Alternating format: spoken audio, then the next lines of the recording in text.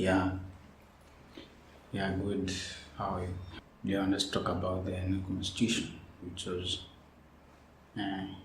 which was passed in the year 2010. It's new, we call it new constitution, even though now it's 8 years old, 9 years old almost. So let's talk about it. And my view is that my opinion that is that the the constitution is hijacked by far left. Lunis, we had a good constitution before, so this one is what we have. I think some parts we have like Supreme Court, the handling of elections. Those are good pieces in the constitution, but now the problem is when the constitution tries to do away with the Kenyan ideals, the ideals which were incorporated by our forefathers, which they believed that they were fighting for independence and for freedoms. And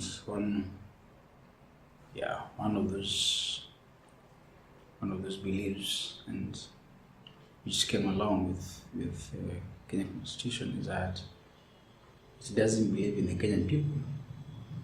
Some of the writings, it doesn't believe in our in our ability to make correct judgments, ability to run our country. There's the people to make decisions and to freedoms. I think some of those developments in there, they are devised in a way that they will affect our freedoms in a way or the other. In a way, when you're the one, because they give the government, they create a space for the government to create to do a lot of damage to our freedoms. Yeah, and that is what is a parliament constitution. And it's like claiming words in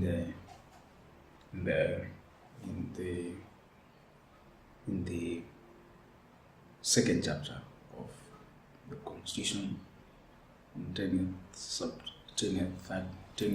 articles, sub article 2, section B. It talks about social justice. And personally, I don't understand what social justice is when we are not talking about rule of law. I think rule of law is what is the Kenyan ideal. The Kenyan ideals of from independence was and what the forefathers believed. They believed in a country where people will get justice, where will be governed by rule of law, not what the masses want. Because rule of law it's social. I'm talking sorry, not rule of law, but I'm saying so justice has no boundaries. So justice can be anything, can be given. So how is the government going to?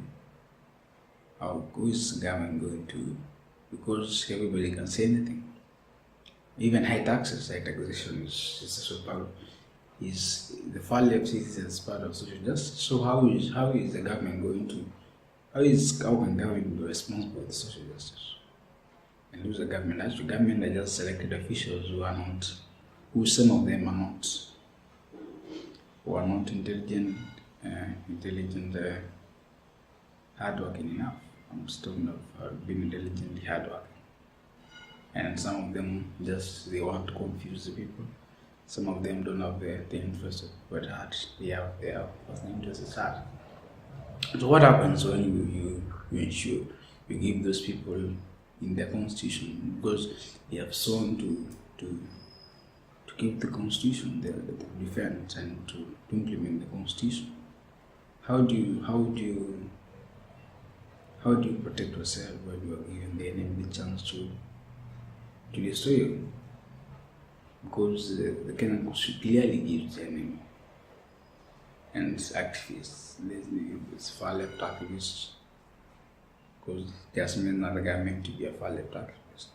So how can you protect the Kenyan ideals? Because even see like the independence time, those guys, the fighters, they were very much fought against many of their friends were killed by the Europeans, but still they ensured that even after independence, the Europeans would still get fair trial. Kenya is among the few countries which adopted willing buyer, willing seller policy in the way that the Europeans, after independence, they could still own land, they could still buy land, they could still own property, because also the Kenyan government, I thank them, because that's why we are now the biggest economy in Eastern Central Africa, because the government understood that the way of creating wealth is through competition, is through liberty, is people giving people liberties to do what they want, not the government being the police and military people. And that's why we are the greatest economy and the best place to be in Eastern Central Africa. But the problem is now consistently we are losing that battle now. Countries like Ethiopia, they are beating us. Ethiopia is now a bigger economy than us. They are managing themselves better than us. Yeah, that is very sad of us, and our forefathers now, the freedom fighters will be very appalled by that. I even like the Constitution now. I can't believe why we can have that even the courage to remove the portrait of our first president from the currencies. I don't know what that means. I don't know. Those guys were in the Constitution. I don't know what they thought. They thought Kenyan people don't have the temperament to understand that this is our first president, regardless of the trouble. See now the kind of thinking they have. They thinking that people don't have this. For 50-something years now, Kenya has been a peaceful country, except maybe the 2007, which was bad, and we don't entertain that. But largely now, Kenya has been a stable country. Look like country which countries like Zimbabwe, countries like Uganda. Me and majority of even Congo, these are countries which adopted directly after independence. They adopted those social justice policies. They thought the way of maintaining and keeping and maintaining their liberties by social justice policy and social justice and leftist politics, which they don't work. They completely don't. They damage the economy. They damage even the personal freedoms. And that's what now we have to defend right now, because the new constitution gives it starts to channel in those ways of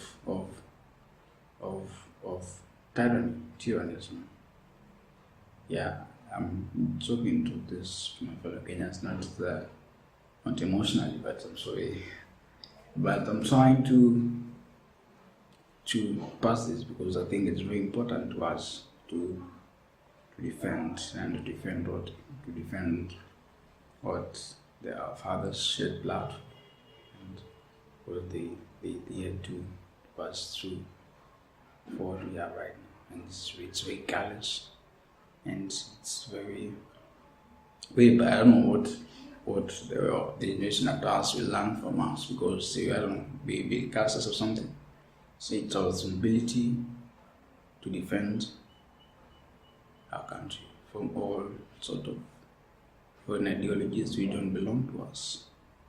So anything foreign which is not us in this constitution of Kenya right now, we don't have to keep it right now. So I think we can start that, a movement of us trying to do what is good for us. Because it's only us who can do what is good for us. The other person will try to take advantage of us, but it's just the people do what is right for us. So thank you for watching this.